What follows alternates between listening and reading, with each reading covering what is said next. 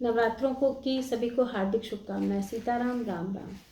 जैसा कि मैं आपको तिथि के बारे में पूरा बता चुकी हूँ, 10 तिथि के बारे में मैंने बताया। आज हम शुरू करते हैं नक्षत्रों के बारे में। तो सबसे पहला नक्षत्र जो था अश्वनी नक्षत्र। जो जिन जातकों का जन्म अश्वनी नक्षत्र में हुआ है वो घी का भोग माता रानी को लगाए। जिनका भरणी नक्षत्र में हुआ है वो तिल का भोग लगाए। जिनका कृतिका नक्षत्र में हुआ है वो चीनी का भोग लगाएंगे या धागे वाली मिश्री का भोग लगाएंगे। जिनका रोहिणी नक्षत्र में जन्म हुआ है वो दही का भोग लगाएंगे। जिनका मृगशिरा नक्षत्र में जन्म हुआ है वो दूध का भोग लगाएंगे। जिनका आद्रा नक्षत्र में जन्म हुआ है वो मलाई का भोग लगाएंगे। जिनका पुनर्वसु नक्षत्र में जन्म हुआ है वो लस्सी का भोग लगाएंगे। जिनका पुष्य में जन्म हुआ है वो लड्डू का भोग लगाएंगे।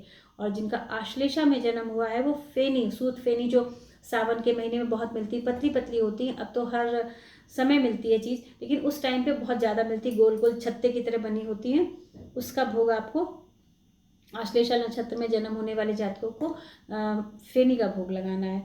मघा नक्षत्र में जो है शक्कर पारे का भोग आपको लगाना है। अब कोई भी सामग्री अगर आपको नहीं बनानी आती है या आपके क्षेत्र में वो सामग्री आपको नहीं समझ आ रही कि भाई क्या है, ये क्या एडिबल आइटम है, तो आप मुझे मैसेज करके मुझसे पूछ सकते हैं। मैं आपको शक्कर पारा कैसे बनता है या फेनी है या कोई भी खाद्य सामग्री आपको नहीं समझ आ रही है तो आप पूछिएगा, मैं आपको बताऊंगी।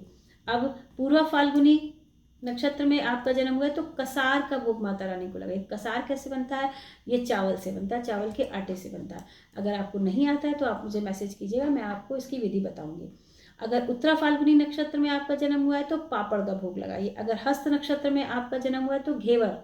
अगर चित्रा नक्षत्र में आपका जन्म हुआ है तो बड़े का भोग लगाइए, दही बड़े का भोग लगाइए। जी हाँ, तो ये रहे आज कुछ नक्षत्र। बाकी के नक्षत्र मैं आपको कल बताऊंगी। तो ये रहे नक्षत्र वाइज।